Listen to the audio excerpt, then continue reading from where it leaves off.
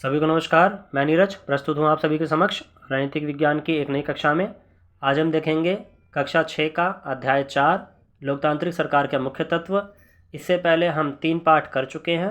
हमारे चैनल का उद्देश्य है कि हम एनसीईआरटी को कवर करें और टू द पॉइंट्स नोट्स उपलब्ध कराएं, जो कि सामान्य ज्ञान की जो एमसीक्यू आधारित जो परीक्षाएं होती हैं उसमें आपके ये काफ़ी लाभदायक होंगे।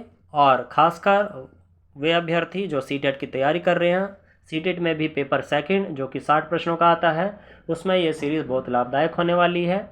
हमारे चैनल पर राजनीतिक विज्ञान, इतिहास, भूगोल, अर्थशास्त्र सभी की अलग से कक्षाएं चल रही हैं। आप प्लेलिस्ट में जा कर के देख सकते हैं। डिस्क्रिप्शन बॉक्स में भी लिंक दिया गया है, आप वहाँ से भी देख सकते हैं। ठीक है, तो चलिए समय को ना गवाते हुए हम आगे चलेंगे, टू द पॉइंट चीज़ों की बात करेंगे। सबसे पहले हम बता दें कि ये जो आपका पाठ है कि इस पाठ में कुछ सत्य घटना पर आधारित घटनाएं दी गई हैं, तो उसको देखना बहुत ही आवश्यक है, खासकर एग्ज़ाम के पॉइंट ऑफ व्यू से। ठीक है, तो टू द पॉइंट चीज़ों को देखेंगे हम, है ना। चलिए सबसे पहले देख लेते हैं। अश्वेत लोगों को वोट देने की इजाज़त नहीं थी। देखिए, अफ्रीका में आपको पता होगा एक आंदोलन चला था रंगभेद का, ठीक है, जिसमें नेल्सन मंडेला जी का भी नाम आता है। एक कुशल नेतृत्व का इन्होंने, ठीक है, परिचय दिया था और अफ्रीका को इस तत्व से आज़ादी दिलाई थी, है ना। तो उसी के संदर्भ में ये पैराग्राफ है, इंपॉर्टेंट है, इसलिए यहाँ पे रखा गया आप लोगों के लिए।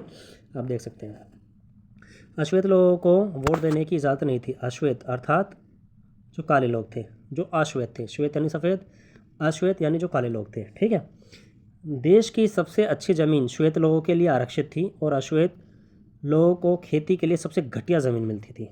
देख रहे हैं, रंगभेद, ठीक है, भेदभाव। इससे पता चलता है कि अश्वेत लोगों एवं भारतीयों को श्वेत लोगों के बराबर नहीं माना जाता था, उनके साथ भेदभाव किया जाता था। ठीक है, दक्षिणी पश्चिमी हिस्से में एक शहर था जिसका नाम था सोवेटो। याद रखना इंपॉर्टेंट है, इसलिए हाईलाइट किया गया है। जहाँ सिर्फ अश्वेत लोग ही रहते थे। सोवेटो में कौन से लोग रहते थे?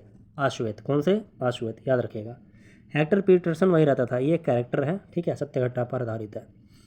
वहाँ के श्वेत लोग अफ्रीकांस भाषा बोलते थे। जो श्वेत लोग थे यानी जो गोरे लोग थे, कौन सी भाषा बोलते थे? अफ्रीकांस। इंपॉर्टेंट है, याद रखिएगा, सीटेट के पॉइंट ऑफ व्यू से तो मोस्ट इंपॉर्टेंट है। ठीक है, आगे देखेंगे। हेक्टर और स्कूल के अन्य विद्यार्थी पर इस भाषा को सीखने के लिए जोर डाला जा रहा था। कौन सी भाषा? अफ्रीकांस। इस श्वेत की भाषा को सीखे वो। क्यों सीखेंगे भाई, अपनी भाषा क्यों ना सीखें वो?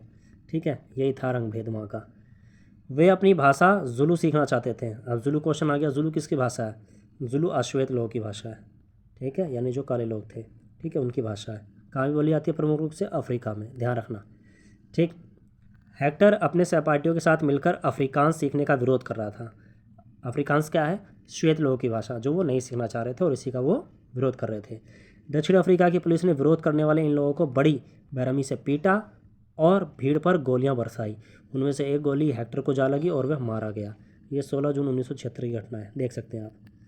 नृशंस हत्या कर दी गई, मतलब कि ऐसा कहा जा सकता है उनकी, है ना। आगे देखिए। अफ्रीकी राष्ट्रीय कांग्रेस और उनके जाने माने नेता नेल्सन मंडेला जी, देखिए अभी मैंने पीछे नाम लिया, नाम आ गया इनका, ने रंगभेद के खिलाफ बहुत लंबे समय तक संघर्ष किया। अंततः 1994, ये ईयर याद रखना है आपको, में उन्हें सफलता मिली और दक्षिण अफ्रीका एक लोकतांत्रिक देश बना। आपका क्वेश्चन बन सकता है, दक्षिण अफ्रीका जो है लोकतांत्रिक देश कब बना, कौन सी ईयर में? 1994 में। यहाँ पे इंपॉर्टेंट ये है। ठीक है, टू द पॉइंट चीज़ों को देखेंगे हम। ठीक है, तब से सभी प्रजातियों के लोगों को बराबर माना जाने लगा। ठीक है, चलिए नेक्स्ट। अब यहाँ देखिए, एक जल का विवाद दिया गया है जो कि 2 राज्यों के बीच है भारत में, एक कर्नाटक और एक तमिलनाडु। ठीक, किस नदी को लेकर के? कावेरी नदी को लेकर के। ये इंपॉर्टेंट है, कई बार एग्जाम में आया हुआ है, इसलिए इस टॉपिक को यहाँ रखा गया है। अगर क्वेश्चन आ जाए कर्नाटक और तमिलनाडु के बीच में कौन सी नदी को लेकर के विवाद है, तो आंसर होगा कावेरी। ठीक है, क्या होगा? कावेरी, याद रखना। अब कुछ तथ्य हैं, देख लेते हैं। नदियाँ भी कई बार विवाद का कारण बन जाती हैं। कुछ नदियाँ एक से अधिक राज्यों से होकर बहती हैं। जिन राज्यों से नदी गुजरती है उनके बीच में नदी के पानी का बंटवारा विवाद का कारण बन जाता है। उदाहरण के लिए आपने कर्नाटक और तमिलनाडु के बीच कावेरी नदी के पानी को लेकर चल रहे विवाद के बारे में सुना होगा। कर्नाटक के कृष्णा राजा सागर बांध, क्वेश्चन बन सकता है, जो कृष्णा राजा सागर बांध है वो कहाँ है? कर्नाटक में है। ठीक है, इंपॉर्टेंट है, मोस्ट इंपॉर्टेंट मार्क करके याद कर लीजिएगा। ठीक है, में भरा हुआ पानी कई जिलों में सिंचाई के काम आता है। इस पानी से बेंगलुरु शहर की ज़रूरतें भी पूरी होती हैं। वहीं तमिलनाडु के मैट्टूर बांध, अब देखिए 2 बांध, ठीक है। तमिलनाडु में कौन सा बांध है? मैट्टूर बांध, ठीक, मैट्टूर। और कर्नाटक में कौन सा है? कृष्णा राज सागर बांध। याद कर लीजिएगा, मोस्ट इंपॉर्टेंट है, ठीक। से भरे हुए इसी नदी के पानी से राज्य के डेल्टा क्षेत्र में सिंचाई होती है, ठीक है जी। ओके, आगे देखिए। दोनों बांध एक ही नदी पर बने हुए हैं और वो नदी कौन सी है? कावेरी, ठीक। कर्नाटक का कृष्णा राजा सागर बांध कावेरी नदी के ऊपरी छोर पर है। एक ही नदी है, देखिए, ऊपरी छोर पर कृष्णा राजा सागर बांध है।